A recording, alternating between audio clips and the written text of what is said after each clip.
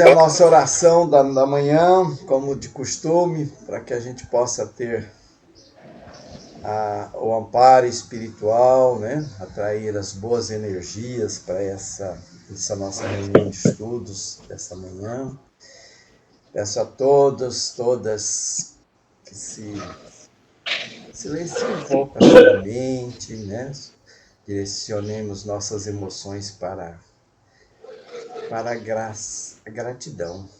Gratidão, Senhor. Gratidão a Deus, nosso Pai, a Jesus, nosso Mestre, aos benfeitores espirituais que estão sempre nos orientando, nos intuindo para os melhores caminhos, para que cumpramos com os nossos compromissos dessa reencarnação.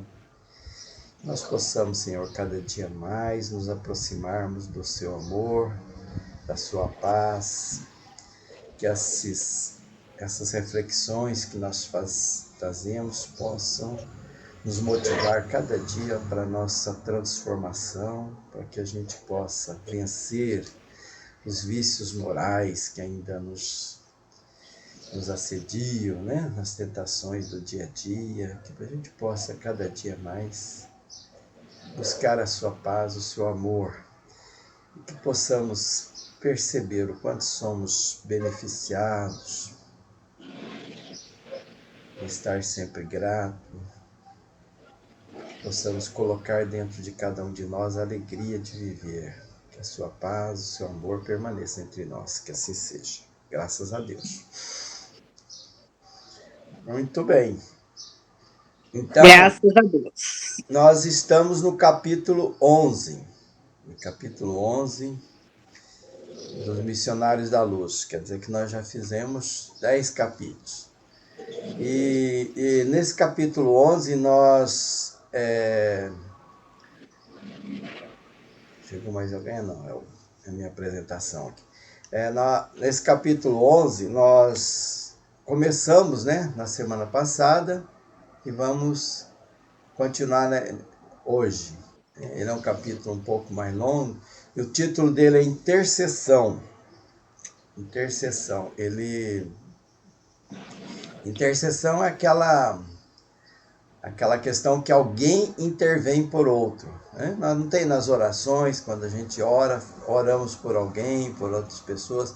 E na casa espírita, às vezes a gente vai na casa espírita para orar ou para pedir por algum ente querido. Às vezes a pessoa não tem essa iniciativa, né, de pedir ajuda e tal. Dona Lalinha, seja bem-vinda, bom dia. Bom dia para todos. Minha sua bênção. Oh, Deus te abençoe, querida. Cristiano, seja bem-vindo. Bom dia, Filão, bom dia a todos. Bom dia, Cristiano. Mamãe, benção. Deus abençoe, Regi. Milagre. Hoje eu enrolei aqui, que a Fernanda chegou aqui, né? E aí enrolei. E aí aconteceu um milagre, a Régia apareceu. Aí hoje eu não fui para a roça, não. Hoje eu estou aqui em casa. Pois é.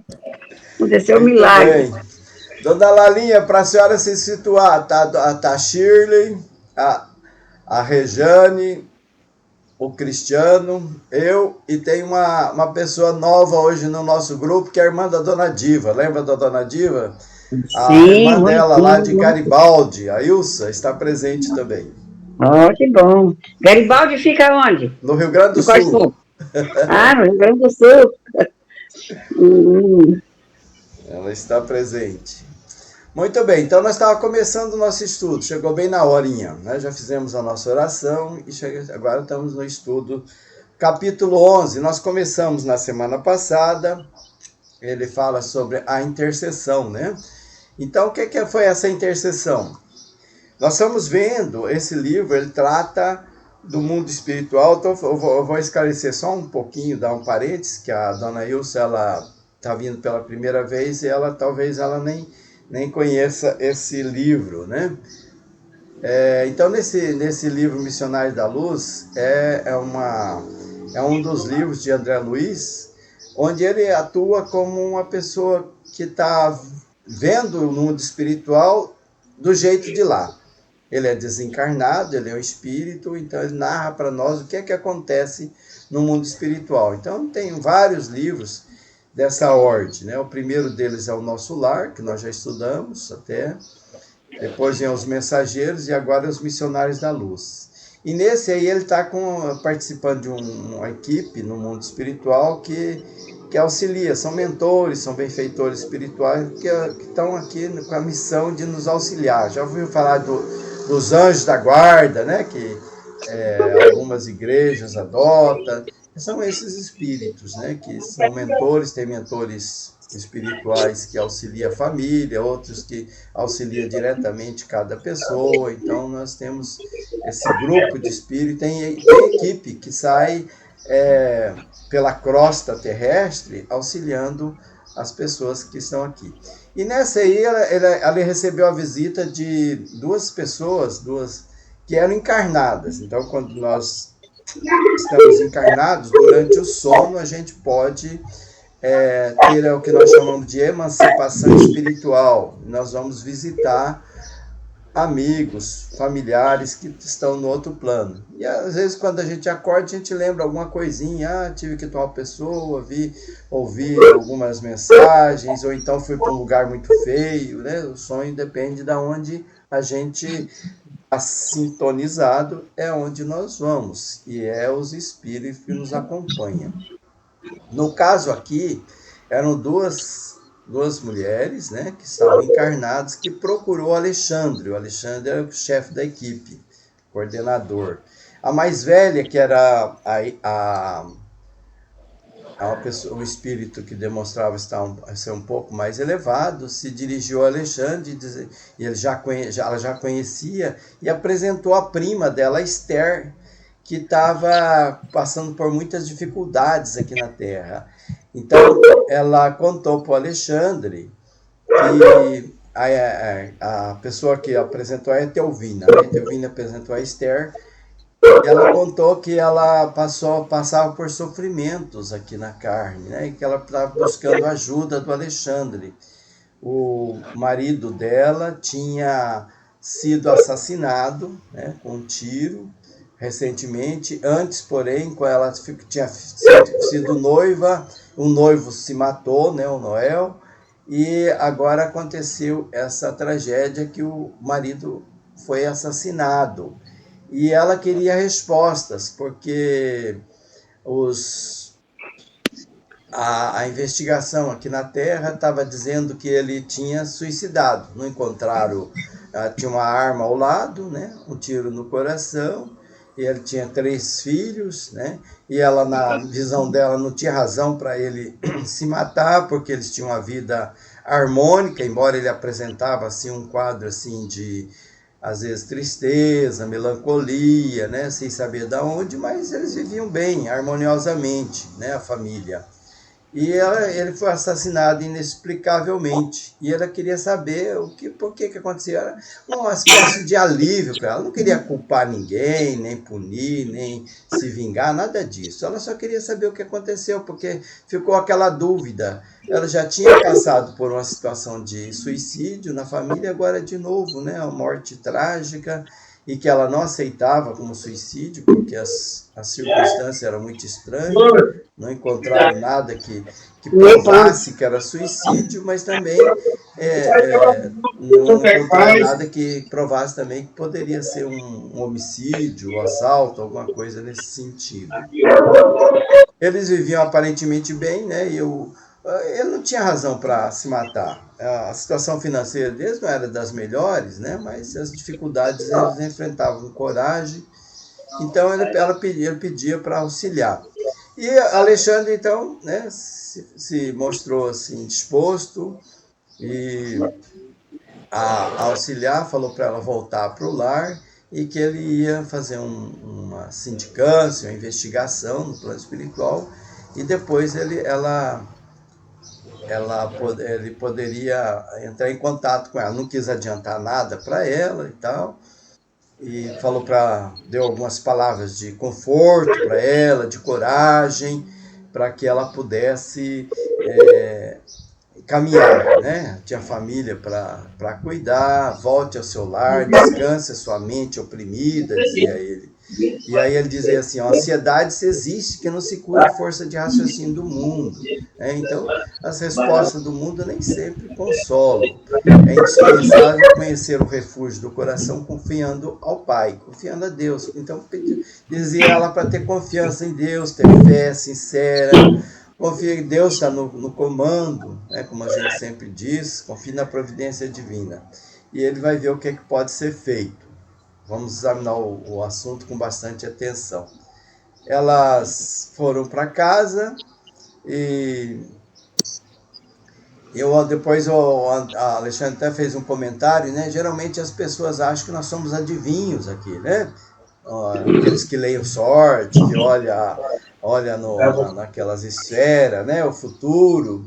E ela esquece que não é assim que funciona, né? O esforço próprio, o trabalho legítimo, a lei para todos os planos evolutivos. Então, a gente aceitar a circunstância que nos acontece, e tem coisas que a gente não convém, né? Não é de interesse saber. Às vezes a pessoa quer saber o que está acontecendo, o que ele foi na outra vida, né? Quer fazer leitura de sorte, e essas coisas, se Deus nos revela alguma coisa, é porque é necessário. Senão, a gente não tem que estar buscando essas coisas que talvez não seja o caminho, né? Se está oculto é porque é para ser assim. Nós talvez tem muitas coisas que aconteceu no nosso passado, em vidas anteriores, que não é bom saber. Se a gente souber, pode causar mais prejuízo do que a pessoa, né? A gente às vezes de repente sabe que tem um inimigo de outra vida dentro de casa, um filho, um pai, a mãe, sabe que nós fizemos coisas horríveis com ele em outras vidas, ou eles fizeram para nós, isso vai causar uma comoção muito grande, uma dificuldade grande. Então, esse é o ponto, né, que ele colocou. Bom, então ela foi para casa, né, acordou no outro dia, acordou muito, muito animada,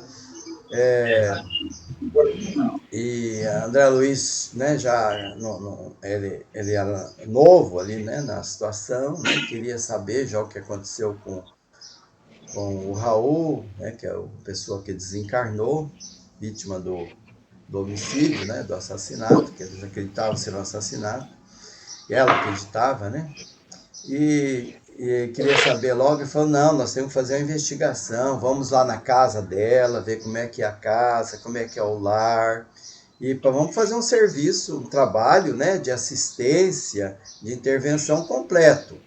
Lembre-se, né, que quem dá o bem é o primeiro beneficiado, quem acende uma luz é que se ilumina em primeiro lugar. Lembrando da prece de São Francisco de Assis, que é dando que se recebe. Então, vamos fazer um trabalho assim de auxílio mesmo completo. E falou também, né, que todo trabalho ele exige, né, ele pede, né, esforço, né, então a gente tem que se esforçar, tolerância e diligência. Chegou na casa da viúva, uma casa modesta, pessoa pobre, num bairro pobre, né, lá do Rio de Janeiro. Entraram na casa, e sem que as pessoas lá os encarnados, aliás, percebessem que eles estavam entrando, são espíritos. É interessante a gente saber que nós sempre estamos acompanhados, né? Aonde nós estamos tem sempre, como diz Paulo na Bíblia, né? Uma multidão como testemunha. Nós temos uma multidão no plano espiritual que está sempre ou nos auxiliando ou tentando nos prejudicar. Depende da nossa sintonia, daquilo que a gente pensa, daquilo que a gente sente. Às vezes a gente atrai para nós bons espíritos, e às vezes atrai espíritos não tão bons assim, como nós vamos ver na casa da Esther. Então, ela entrou lá e percebeu que tinha muitos espíritos, na verdade 6 espíritos, né, desencarnados, infelizes, um baixo padrão vibratório. E ele até descreve assim, era um quadro doloroso de se ver. Família, então, era viúva, 3 filhos, E um casal de velhinhos que estava também à mesa, na refeição, no almoço, um almoço muito simples. E ele percebeu que as 6 entidades que estavam ali, eles estavam se alimentando também, né? Absorvendo assim pelas narinas, né? O espírito tem o corpo perispiritual e através do perispírito deles, da narina, eles absorviam aqueles alimentos. Eram espíritos não elevados, né? Eram espíritos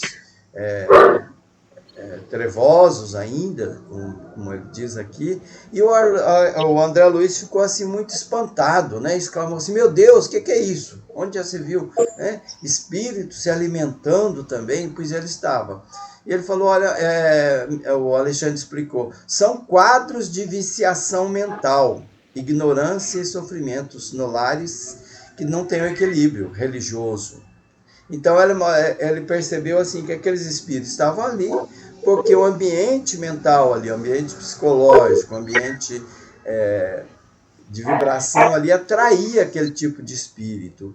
E eram espíritos familiares deles, amigos de outras vidas, pessoas que já desencarnaram e que ainda estavam naquela faixa vibratória. Então, eles desencarnaram, ainda estavam muito apegados à matéria, né? Não eram espíritos que ainda não tinham se desvencilhado, então eles acreditavam necessitar daqueles alimentos, necessitar de dormir, às vezes dormia nos cômodos da casa ali, ficava na família como se encarnados fossem.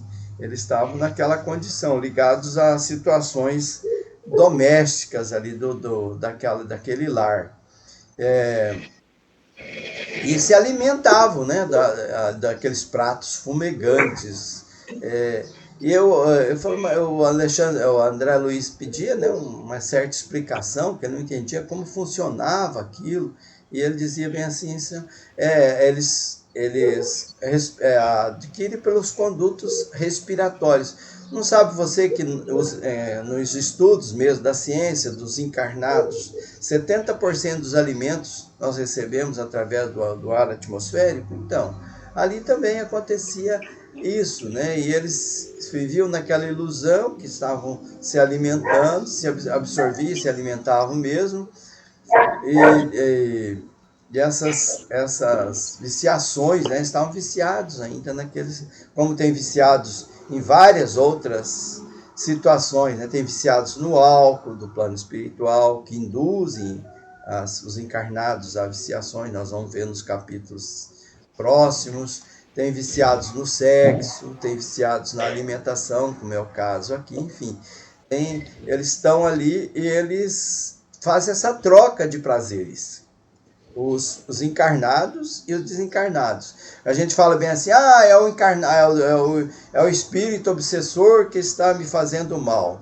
Na verdade é uma troca, né? A gente faz mal para eles porque nós atraímos eles com nossos pensamentos, nossos sentimentos ruins, as afinidades, e eles também fazem mal para nós, né? São trocas de prazer, sente prazer naquele vício que ele está ali, né?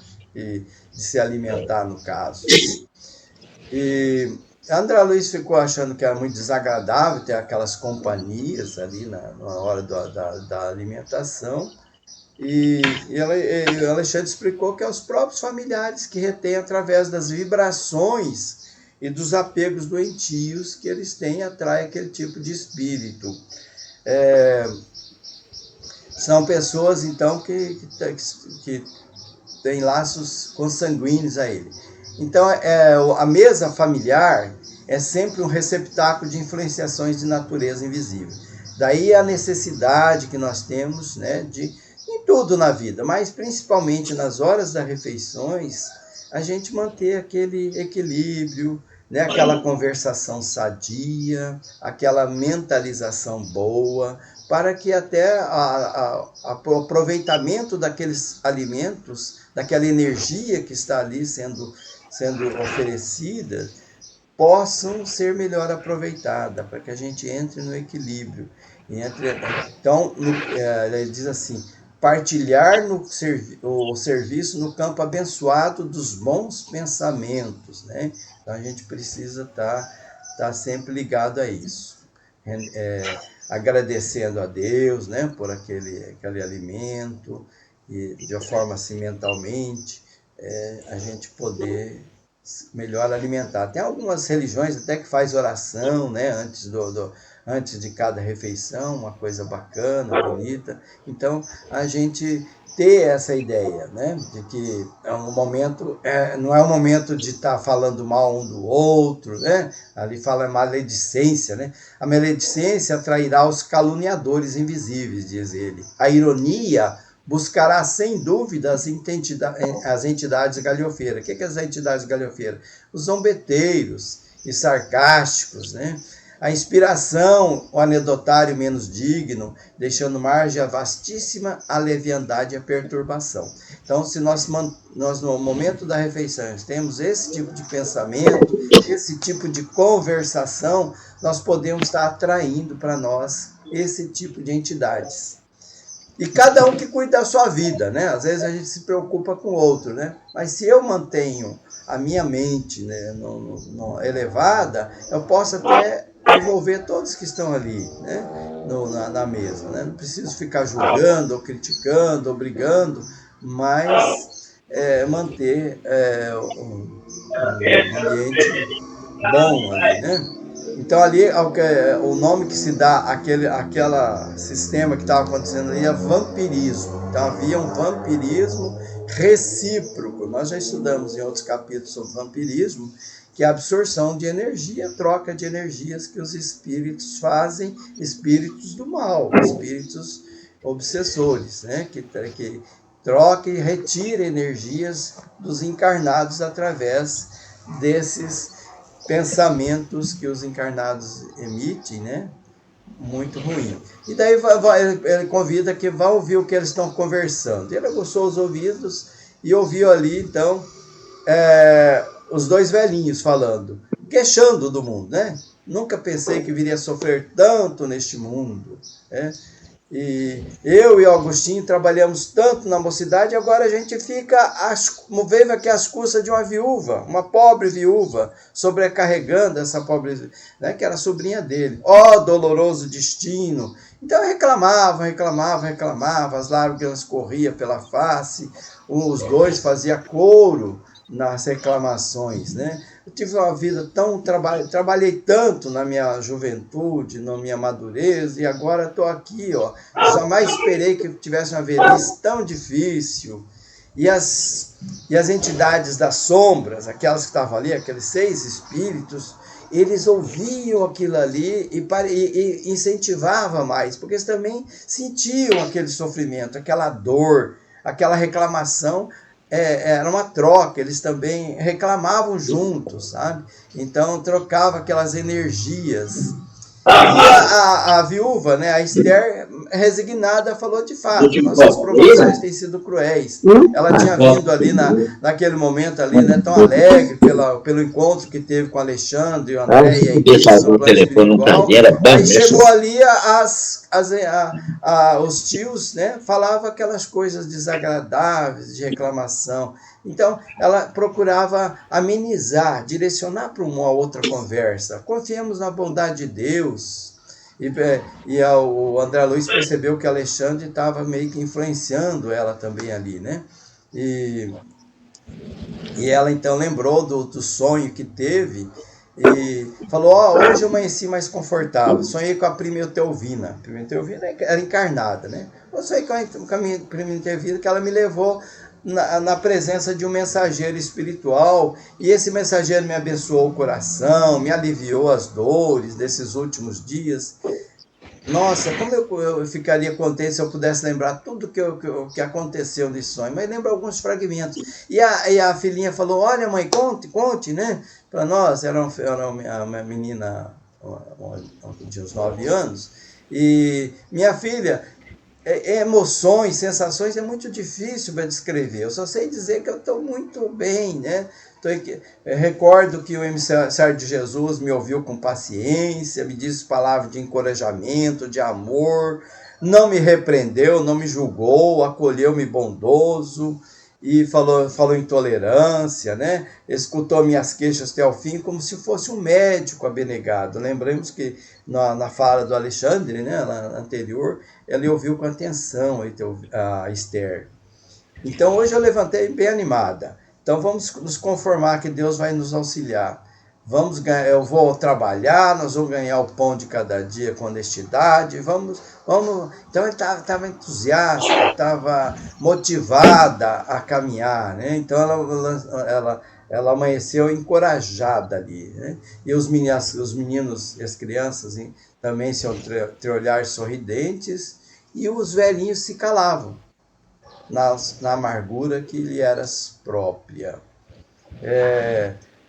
O André Luiz queria se fazer visível, né? Falou, vamos ajudar esse pessoal, né? Tem essas 6 entidades, vamos conversar com elas, vamos mostrar, porque as entidades não estavam percebendo eles, estavam na sintonia mais elevada, então aquelas entidades trevosas não percebiam os outros espíritos de luz que estavam ali. E ele falou, deixa eu me mostrar para esses espíritos, para tentar convencer eles a se afastar daqui, né? Para deixar que a família siga o seu caminho. O Alexandre falou, não faz isso não, é perder tempo. Outra oportunidade, nós viremos aqui. Agora nossa missão é outra. Não adianta você querer convencer com uma meia dúzia de palavras, não vai valer de nada. Eles estão numa sintonia tão forte com essas lamentações, com as reclamações daqui, que eles não vão te ouvir. Então, procuremos alguns de nossos irmãos visitadores para melhor esclarecimento. Então procurou um dos mentores que estavam ali, né, que é um protetor do lar, da família. Temos nossos protetores no lar aqui, que a gente pode recorrer a eles, né, em oração quando nós precisamos. Então ele falou, vamos procurar esse protetor, Alexandre, né, para tirar a melhor informação. Não tem muito tempo a perder. Então encontrou um protetor ali, né, um irmão visitador, que ele chama, e perguntou para ele desconheceu o Raul de perto, ele algumas vezes tentou auxiliar ao Raul, auxiliou até no momento que o Raul estava naquele sentimento de tristeza, né? Mas ele não pudera fazer muito por ele, porque ele foi caminhando para a tristeza, que até ele se suicidou, né? Teve um suicídio friamente deliberado. O que é isso? Ele planejou o próprio suicídio. E nós paramos na semana passada nisso aí. Eu dei uma esticadinha mais, que hoje a dona Ilsa está aqui para ela entender o contexto do que nós vamos comentar hoje um pouco mais. Então, suicídio, o Alexandre ficou então surpreso, né? Ele também não sabia que era suicídio. A viúva acredita em assassinato. André Luiz ficou mais surpreso ainda. Foi um suicídio. E ele fez um suicídio, dissimulou para que não parecesse suicídio. Ele meditou muito tempo, né? Adquiriu o revólver de forma oculta, escondido de todos, e até que alvejou o próprio coração. Antes ele tinha tirado as impressões digitais do revólver, jogou o revólver de lado, e então ele simulou um suicídio, né? Atirou e não foi tido como assassinato. E você chegou a acompanhar ele nos minutos da tragédia, né? O Alexandre perguntou. Sim, esclareceu ele. Nós tentamos socorrê-lo, mas a morte dele foi voluntária. Ele quis morrer. Ele planejou tudo isso aí, né? Foi deliberado. Então foi muito difícil. Ele está muito ligado a essa sintonia de sofrimento. Então, um bando chegou aqui, pegou ele e levou embora, né? Bando, daí o André Luiz ficou surpreso. O que é isso, bando? Como assim, né? Então, são salteadores das sombras, são espíritos das trevas que arrebataram ele e levaram ele para um outro lugar. E aí o André Luiz queria saber a causa do suicídio. Não é importante saber do visitador qual a causa? O Alexandre falou, não, vamos ouvir do próprio interessado. Vamos lá buscar o Raul e ele vai nos contar o que aconteceu. Muito bem, eu conversei demais hoje. Alguém quer fazer algum comentário, complementar alguma coisa, né? Na semana passada, alguns aqui, né, falaram muito das reclamações, né? Que a reclamação não ajuda em nada, né? A dona Lalinha, a dona Diva comentou, a Shirley na semana passada. Alguém quer fazer um comentário sobre o que nós vimos hoje, do resumo da semana passada e dessa situação do suicídio do Raul? Senão eu vou continuar falando. Muito bem, vamos lá então, vamos continuar. Então, Alexandre então falou que não era viável, né? Tirar mais informações. Vamos conversar com o Raul. E o bando? O que é esse bando? O André Luiz perguntou. Aí o bando se refere à multidão de entidades delinquentes dedicadas à prática do mal. Então, no plano espiritual também se formam quadrilhas, né, de malfeitores, de delinquentes, são organizados. Em outro livro de André Luiz tem até uma escola onde eles frequentam para treinar, fazer o mal. Escola dos Vingadores, que chama. Então lá também tem isso aí. E esses irmãos, eles vivem para fazer o mal, né? Eles são voltados para o mal. É claro que um dia eles vão voltar para o bem, né? Mas por enquanto eles estão ligados a essas esferas do mal, porque ainda não é o momento deles mudar a sua sintonia. Então são espíritos, né? Que desencarnaram, que aqui eles já se voltavam para o mal, e lá eles continuam no mal. Né? Não muda. A gente não muda porque morreu. Né? Como nós vamos ver aqui, a morte física não é um banho milagroso, diz o Alexandre. Ó, a morte física não é um banho milagroso que converta maus em bons, ignorantes em sábios de um instante para outro. Às vezes a gente imagina assim, a minha irmã, o meu irmão, meu pai ou uma amiga desencarnou e agora ela está bem, né? Está descansando, né? Tá bom. Mas daí a gente lembra, ela tinha alguns probleminhas, né? Ela era maledicente, ela era invejosa, ela tinha ciúmes, ela tinha muito remágoa, ressentimento, muito desejo de vingança, ódio dentro dela.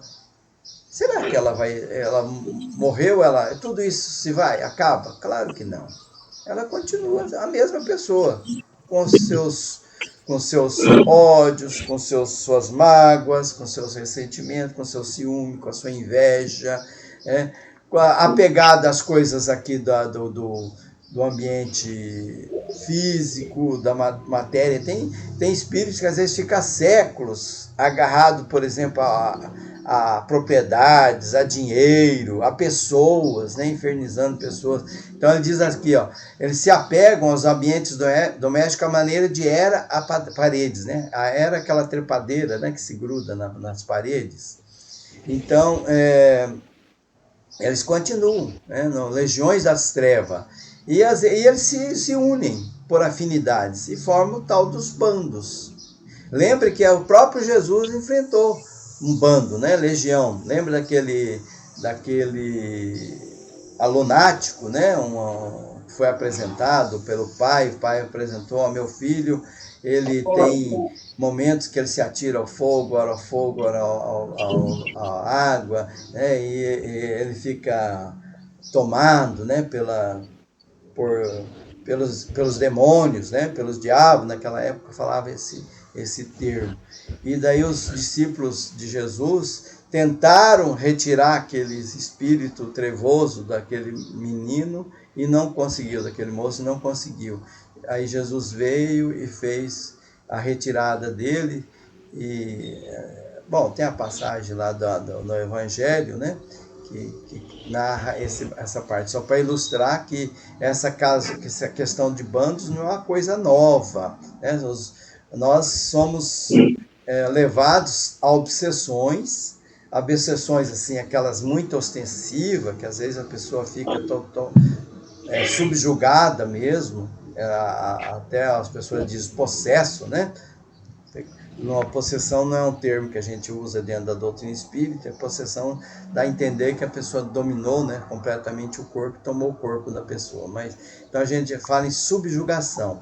Subjugação é a gente se permitir, né, que um espírito nos domine, nos envolva. Não tem aqui que uma mente não influencia a outra, até entre encarnados?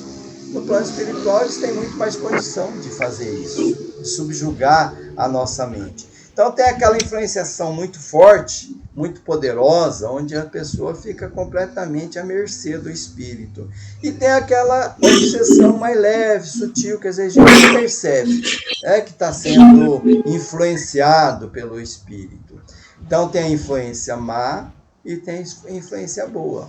É nós que decidimos a companhia que nós queremos ao nosso lado. Me digas com o que pensas, que eu te direi com quem andas, né? Então, a multidão que nos acompanha é boa ou é ruim, depende só de nós. Então, não dá para culpar os obsessores pelos desatinos, pelas atitudes que tomamos aqui. É uma troca sempre. Então, eles se organizam diabolicamente, diz Alexandre, formam cooperativa criminosas. E ai daqueles que se transformam em seus companheiros. Então, eles têm os seus servidores, suas pessoas espíritos que são escravos deles. Então, eles dominam, são escravos sofredores, né, que ele diz aqui, que andam ao lado desses espíritos. Muito bem. Mas o André ainda pergunta, mas o visitador aqui não poderia defender o suicida desse bando que levou eles? Aí ele falou assim, se ele tivesse sido realmente uma vítima de assassinatos, até que talvez pudesse. Mas ele foi por suicídio de forma assim voluntária, né?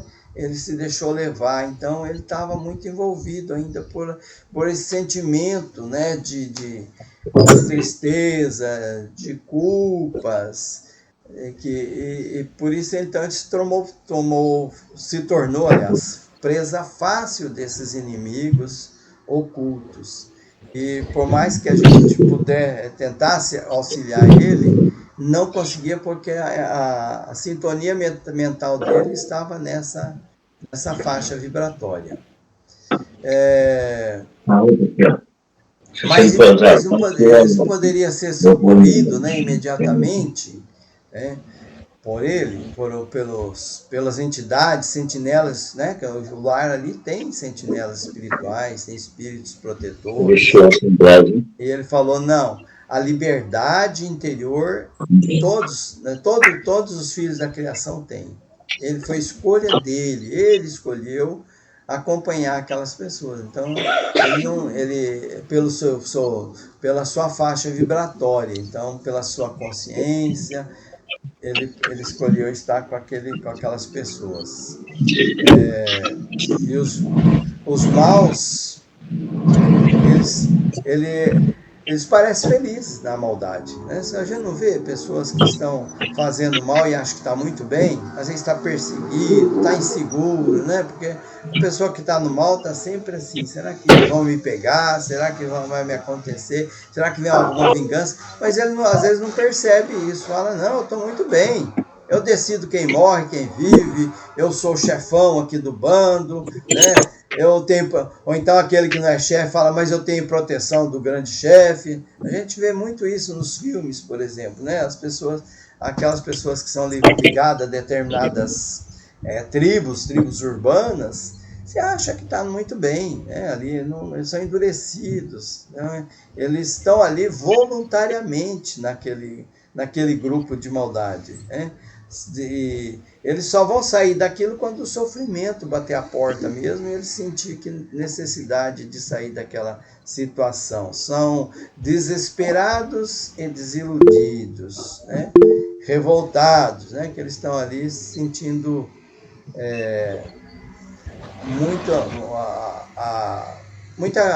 muita necessidade até estar aquilo ali, né? A maldade deles é grande. Chile, pode falar? Abre seu microfone. Esqueci. Você está passando algum texto agora? Tem um texto um slide, sim. Ah, que é o do Supão Sepac? Porque para mim não está aparecendo. Teve uma queda aqui de internet, aí depois não apareceu. Mas era só, isso era só uma coisa. Outra coisa, com relação ao vampirismo, ao pessoal que.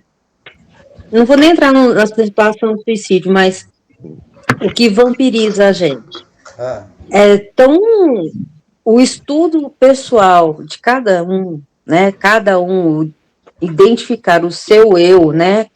Ou identificar o seu ego, para saber até que ponto os seus pensamentos são os seus ou são direcionados por outras pessoas, que a gente está rodeado o tempo inteiro, né? sim. E somos sempre influenciados. Às vezes a gente se deixa levar, às vezes não, às vezes a gente nem percebe. O que eu quero dizer o fato, como que a gente chega ao ponto de pensar assim, esse pensamento é meu e esse pensamento não é meu, né? Eu tiro para mim, assim, o primeiro pensamento que eu faço, que vem à minha mente, eu penso, é meu. Se for matutando e ver alguma outra coisa completamente diferente, eu falo, isso não é meu. É mais ou menos isso?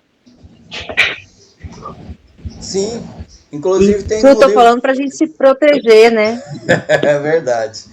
Sim, inclusive tem uma pergunta no livro dos Espíritos, Kardec faz exatamente essa pergunta para o Espírito de verdade.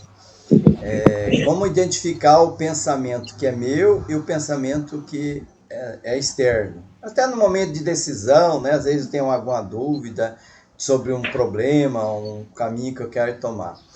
E ele diz exatamente isso. O primeiro pensamento, geralmente, o primeiro pensamento que acolhe é da própria pessoa. E os outros, né, que vem em desequilíbrio, pode ser de diversos outros.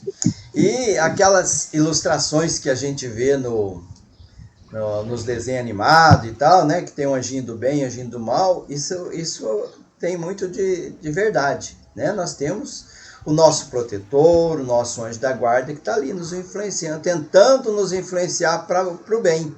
Mas a decisão é nossa, né? Se eu estou ligado, igual nós vimos ali no momento da refeição, né? Aquele casal de velhinhas estavam ligados na reclamação. Então, por mais que venha ali o mentor e fale, olha, a vida não é só sofrimento, né? Agradeça a Deus. Esses sofrimentos são provas. Tente tirar o aprendizado dessas dificuldades, né? Porque eles estavam reclamando do quê? De ser dependente da sobrinha viúva. Se a sobrinha viúva estava ali auxiliando, o que eu posso fazer para ajudar ela? Vou ajudar, nem que seja com boas palavras, com bons sentimentos, com oração. Por que eu estou querendo prejudicar ainda mais, né? Na minha reclamação, né? Tornar o lar um lar triste, né? As crianças ali, a criança sempre tem aquela alegria de viver, né? Que é deles mesmo, né? E a gente, às vezes, querendo criar sentimentos ruins. É a escolha deles, né? Eles poderiam entrar numa outra sintonia se quisessem, mas eles estão ligados ali. Então a escolha é nossa, sempre é nossa a escolha. Nós é que escolhemos as companhias. Eu penso assim, João, minhas ações, né? A partir do momento que eu defino que eu pratiquei uma ação, meu pensamento estava aqui, está correto no que eu fiz, mas se eu me incomodo com o resultado daquela ação, isso é um limiar para mim, por exemplo, sabe? Porque cada um de nós, a gente é influenciado pelo meio onde a gente vive, pela religião que você nasceu, as culturas, né? Tudo isso limita, né, para o bem e para o mal, o que é ético, o que não é ético, né, o que é certo, o que é errado. Mas aquilo que te incomoda no seu eu, né, interno, mesmo que você pratique, tá dentro das normas, mas você fala, não, isso está me incomodando, então isso é um limiar para mim. Então eu falo, não, isso não está certo. Pode até ser certo, mas não está certo para mim, então eu limito minhas ações assim. E às vezes a gente ainda insiste numa ação, né? Mesmo te causando uma sensação de erro ou de, como é que eu vou falar? Não é que a ação é errada, mas é que você se sente, não é constrangido, você sente no seu íntimo que não está certo, né? Não te faz bem. Então, esse entra dentro do meu limite, sabe? Dentre o que é certo e o que é errado. Não é nem no ético e moral, é o eu, o meu eu. O meu eu não aceita aquela ação. Então, isso que me delimita, sabe? Você conseguiu, não sei se eu consegui me fazer entender. Porque às vezes a gente fica assim, tá tudo certo. Não, não tá. E aí aí eu fico pensando nas nossas, para quem influencia e quem não influencia a gente. Aí quando você começa, também tem aquela questão, né? Se você começar a pensar demais nisso, a gente fica meio pirado, né, Odilon? Você, ai meu Deus, ai meu Deus. Então assim, deixa passar, senão a gente fica doido. E esses velhinhos aí, é o olhar só para frente, não olhar para os lados, é o tampar o sol, né? Tipo, a viúva tá ajudando. Ela ajuda dentro do que ela pode. É aquilo que ela pode naquele momento. Então, em vez de reclamar, aceita. Ajuda um pouco, ajuda as crianças. Então, assim, é o só olhar reto, colocar um tapão dos lados dos olhos, vamos ver a amplitude da ação também, né? A gente tem que aprender a olhar o todo, não só a parte. É difícil, não é fácil, ainda mais quando nós estamos envolvidos em primeira pessoa, né? Esse olhar abrangente e analisar o todo é difícil, não é fácil. E normalmente a gente veste a camisa do coitadinho, né? Tá, e aí que o trem peteca mesmo. A gente tem que parar de ser um coitadinho, é olhar e fazer o que você pode, dentro do limite do que você pode também. Tem isso também, tem essas limitações. Era a minha contribuição. É isso mesmo. E sempre podemos fazer alguma coisa, né? Sempre podemos. Nem que seja uma oração. Nós estamos estudando a questão, né, dos pensamentos, da vontade, e a gente percebe o tanto que o pensamento pesa, né?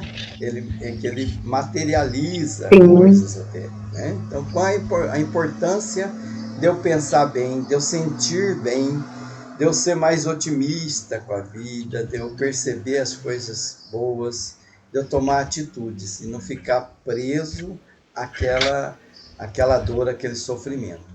O Raul, né, que é o exemplo aqui, ele estava sempre numa faixa vibratória de tristeza. A própria viúva disse isso. E isso acabou levando ele ao suicídio. Né? Então é assim, nós temos tem esse suicídio, né, que a pessoa comete mesmo, tem o suicídio involuntário, né, que a própria tristeza traz vários outros problemas que são uma espécie de suicídio. A gente começa a se alimentar mal, aproveitar mal os alimentos, começa a se entregar à tristeza profunda, não se movimenta mais, né?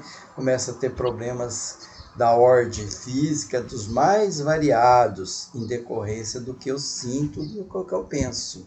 Né? A doença física ela é um reflexo emocional.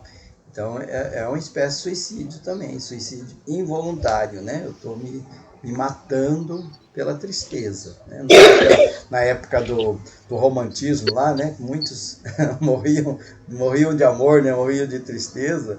Isso acontece, né? A pessoa se entrega, né, à reclamação, à tristeza. Tem pessoas que são, se ela está reclamando e você ainda vai dizer alguma coisa otimista, ela fica aborrecida, ela fica brava, fala, não, é que você não vive na minha pele, você não passa o que eu passei, o que eu estou passando, por isso você diz isso. Né? Então é complicado, né? Mas é a própria pessoa que tem que perceber que esse caminho é um caminho mais difícil, né? Que tem outros caminhos mais leve para se caminhar diante dos desafios que a vida se nos apresenta, né? Para o aprendizado. Nós já estamos no final da nossa reunião, né? Hoje nós vamos concluir esse capítulo na próxima semana, né? É uma história, né? E uma narração de um episódio, ainda tem muitos acontecimentos pela frente, né? Que a gente precisa se ater a eles com mais mais entendimento mesmo. Que o objetivo, a história é uma ilustração para que a gente entenda o nosso caminhar aqui na Terra. Tem muitos ensinamentos que ele traz aqui para a gente, né, que serve para o nosso dia a dia. Como a própria Shirley esclareceu aqui, né, nas decisões que nós tomamos diante da vida, né? Então, aqui nós vamos parar mais ou menos aqui, onde o Alexandre está explicando por que as sentinelas ali do lar, né, não socorreu, né, não protegeu o Raul, né, quando ele estava sendo levado pelo bando, né, e ele está explicando aqui que não socorreu porque ele não queria ser socorrido. É essa que é a questão, ele não queria. Ele estava ligado demais a essa sintonia. Então não foi só a questão do suicídio, né? A gente fala bem, o suicídio ele tem muitos atenuantes, né? A igreja e muitos outros condenam muito o suicídio, mas tem pessoas que a gente não sabe o que passa dentro do interior de cada pessoa, né? Para o sofrimento, a dor profunda que levou aquela pessoa àquele ato extremo. Suicídio não é a coisa certa, é claro que não é, né? Mas Deus é justo, Deus é bom, né? Então Deus auxilia a todos e a todos, né? Todos aqueles que querem ser auxiliados, né? Nós temos equipes no plano espiritual especializada em socorrer os suicidas, né? Então tem suicídio que a pessoa às vezes é inconsciente até, né? Nem sabe que está sendo levada a isso. Aquelas pessoas que já estão num estágio tal de demência que ela nem sabe o que está fazendo, né? E tem dores assim muito atrozes, né? E que a pessoa acha que vai resolver. A maior complicação para o suicida é descobrir que ele não morre, né?